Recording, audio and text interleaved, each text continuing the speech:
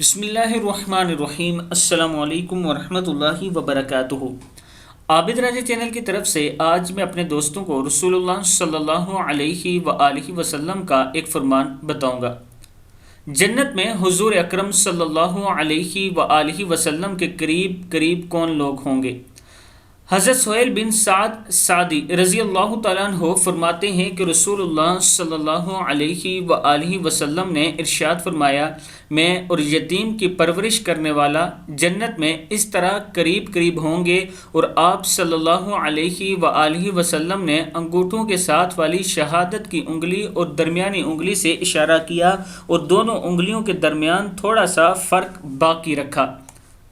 بخاری شریف کی حدیث ہے کہ رسول اللہ صلی اللہ علیہ وآلہ وسلم نے ارشاد فرمایا، میں اور یتیم کی پرورش کرنے والا جنت میں اس طرح قریب قریب ہوں گے، اور آپ صلی اللہ علیہ وآلہ وسلم نے انگوٹھوں کے ساتھ والی شہادت کی انگلی اور درمیانی انگلی سے اشارہ کیا اور دونوں انگلیوں کے درمیان تھوڑا سا فرق باقی رکھا۔ صحیح بخاری کی حدیث ہے۔